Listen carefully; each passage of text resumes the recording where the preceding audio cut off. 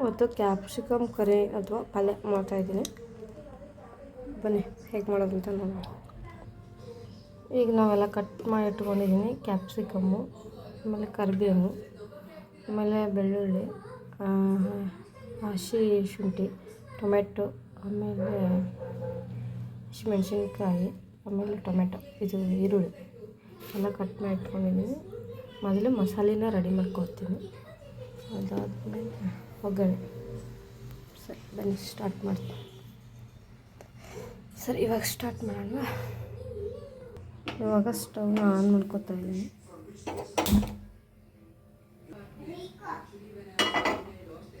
ಬಾಣಲಿನ ಇಟ್ಟು ಇವಾಗ ಬಾಣಲಿ ಕಾಯ್ದಿದೆ. ಅದಕ್ಕೆ ಎಣ್ಣೆನ ಹಾಕ್ತೀನಿ. ಎಣ್ಣೆ ಹಾಕಿದಾದ್ಮೇಲೆ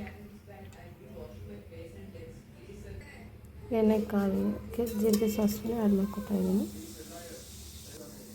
ಸ್ವಲ್ಪ ಕಡಿಮೆ, ಆಮೇಲೆ ಬೆಳ್ಳುಳ್ಳಿ, ಶುಂಠಿ, ಹಸಿಮೆಣಸಿನ್ಕಾಯಿ ಇದನ್ನ ಚೆನ್ನಾಗಿ ಬಾಡಿಸ್ಕೋಬೇಕು.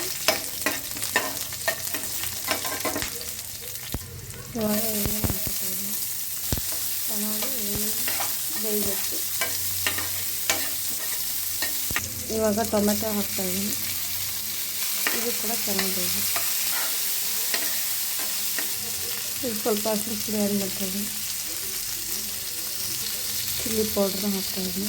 ಹಸಿಮೆಣಸಿನ್ಕಾಯಿ ಹಾಕಿರೋದ್ರಿಂದ ಚಿಲ್ಲಿ ಪೌಡ್ರನ್ನ ಜಾಸ್ತಿ ಬೇಕಾಗಲ್ಲ. ಖಾರ ಬೇಕಾದರೆ ಹಾಕ್ಕೋಬೋದು.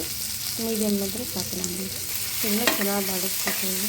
ಲಾಸ್ಟಲ್ಲಿ ಸಾಲ್ಟ್ ಹಾಕ್ಬಿಟ್ಟು ಸ್ಟವ್ನ ಆಫ್ ಮಾಡ್ಕೊತೀನಿ. ನೋಡಿ ಲಾಸ್ಟಲ್ಲಿ ಸಾಲ್ಟ್ ಹಾಕ್ಬೇಕು. ಅದು ಸ್ವಲ್ಪ ತಣ್ಣಗಾಗಬೇಕು. ತಣ್ಣಗಾಗೋ ತನಕ ಬಿಡೋಣ. ಆಮೇಲೆ ಅದೇ ಬಾಣಲೆಗೆ ಕ್ಯಾಪ್ಸಿಕಮ್ನ ಹಾಕಿ ಫ್ರೈ ಮಾಡ್ಕೋಬೇಕು. ನೋಡಿ ಇದನ್ನ ಹುರ್ಕೋಬೇಕು. ಕ್ಯಾಪ್ಸಿಕಮ್ನ ಚೆನ್ನಾಗಿ ಹುರ್ಕೋಬೇಕು. ಅದು ಕ್ಯಾಪ್ಸಿಕಮ್ ಪಲ್ಯ ರೆಡಿ ಆಗುತ್ತೆ. ತುಂಬ ಚೆನ್ನಾಗಿ ಫ್ರೈ ಮಾಡಿ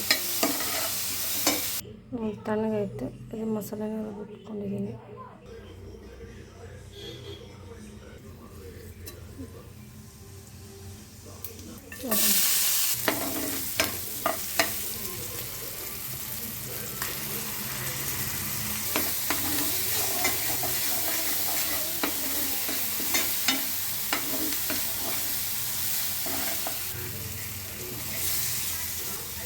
ಚೆನ್ನಾಗಿ ಮಿಕ್ಸ್ ಮಾಡ್ಕೊಳ್ತೀನಿ.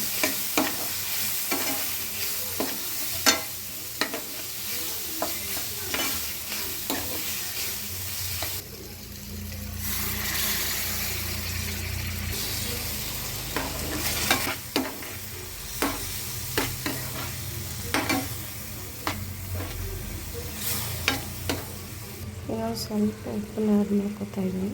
ಸ್ವಲ್ಪ ಉಪ್ಪು ಕಡಿಮೆ ಇದೆ.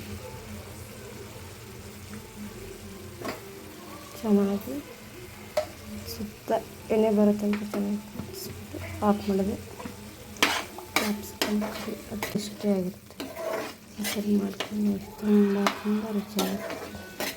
ಇನ್ನೊಂದು ಸಾರಿ ಮತ್ತೆ ಮಾಡ್ಕೊಂಡು ತಿಂತಾನೆ ಇರ್ತೀರ ನೀವು ಕೂಡ. ಎಷ್ಟು ಚೆನ್ನಾಗಿರುತ್ತೆ ಅಂದರೆ ಟೇಸ್ಟ್ ಇರುತ್ತೆ.